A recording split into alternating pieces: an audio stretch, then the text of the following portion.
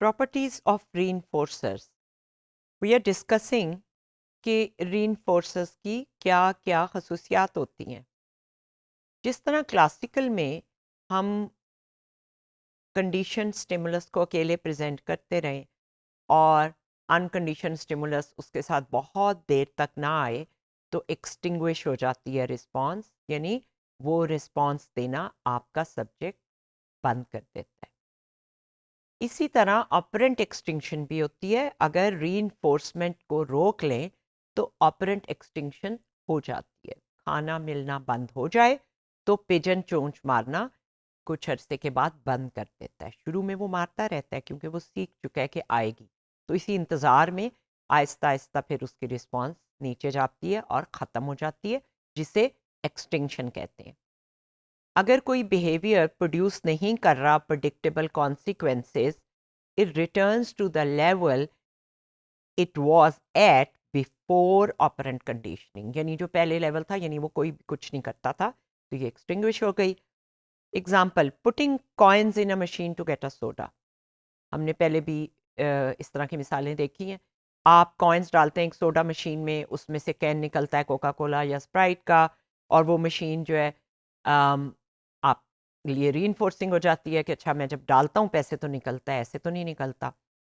फिर ये होने लग गया कि आपने पैसे डाले, नहीं निकला। जैसे एटीएम में कार्ड डाला है और उसमें से पैसे नहीं निकले, तो वो जो आपकी रीइंफोर्सिंग कंडीशन थी उसके साथ एसोसिएशन, 2-3 दफ़ा ट्राई करने के बाद आप वो छोड़ देते हैं, आप कॉइन्स नहीं डालते, तो ये एक्सटिंग्विश हो गई रिस्पॉन्स। स्पॉन्टेनियस रिकवरी भी होती है। आप थोड़ी देर के बाद आकर दोबारा ट्राई करते हैं क्योंकि जो रिस्पॉन्स लर्न की हो वो एक्सटिंक्शन के बाद एक दफ़ा वापस आती है। पिजन जो है वो जब ग्रेन नहीं मिलता तो पैक करना छोड़ देता है स्किनर बॉक्स की ग्रीन लाइट पे। फिर कुछ अरसे बाद, 2 दिन बाद या टाइम डालकर नेक्स्ट डे या फ्यू आवर्स बाद आप दोबारा उसको चेम्बर में लाते हैं, तो वो फिर आकर एक दफ़ा ग्रीन लाइट पे पैक करता है, क्योंकि एक्सटिंक्शन के बाद एक दफ़ा वो भूली बसरी याद आती है, वो भूली बसरी रिस्पॉन्स दोबारा होती है, लेकिन फिर वो दोबारा एक्सटिंग्विश हो जाती है। तो स्पॉन्टेनियस रिकवरी होती है, लेकिन उसका रेट कम होता है, वो उतना नहीं होता जितना कि वो पहले जब रीइंफोर्समेंट आ रही थी तो ज़्यादा पैक्स थी, और वो बड़ी जल्दी ख़त्म हो जाती। तो ये कुछ प्रॉपर्टीज़ हैं। एक अहम प्रॉपर्टी रीइंफोर्सर्स की है, they can be punishers. Another technique for decreasing the probability of a response is called punishment. से तो हम सब बहुत फेमिलियर हैं।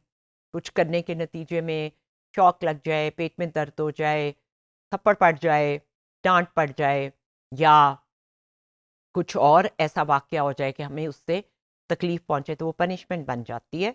Punisher is any stimulus that when it is made contingent on a response decreases the probability of that response over time.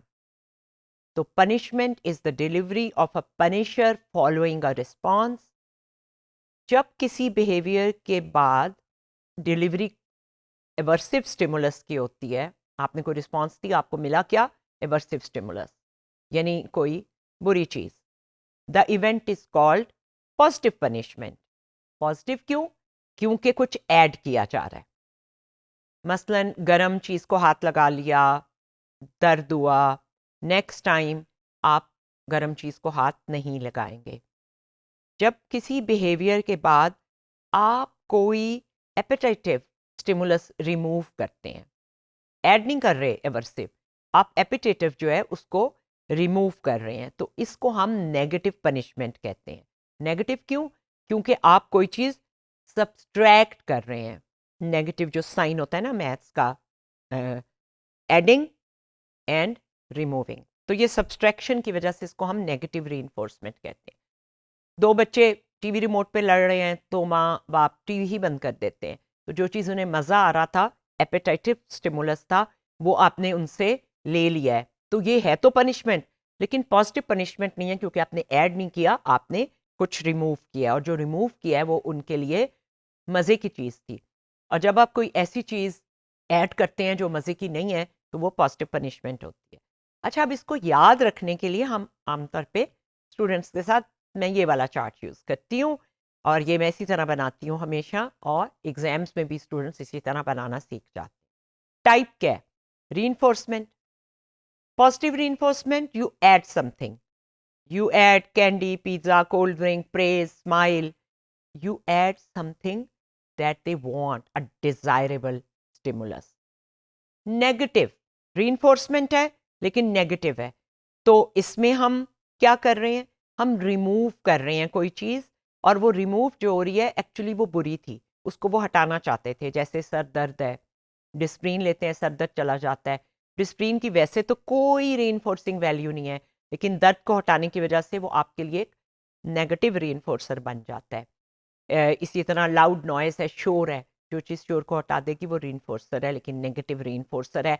आप add नहीं कर रहे, आप एक चीज़ को जो तकलीफ दे रही थी रिमूव कर रहे हैं। क्रिटिसिज्म, कोई क्रिटिसिज्म करने से रुक जाएगा, आपके पे तनकीद हो रही है वो हट जाएगी, तो ये आपके लिए नेगेटिवली रीइंफोर्सिंग है। तो आप ऐसा कुछ करें कि ये हट जाए, तो वो आपके लिए नेगेटिवली रीइंफोर्सिंग होगा।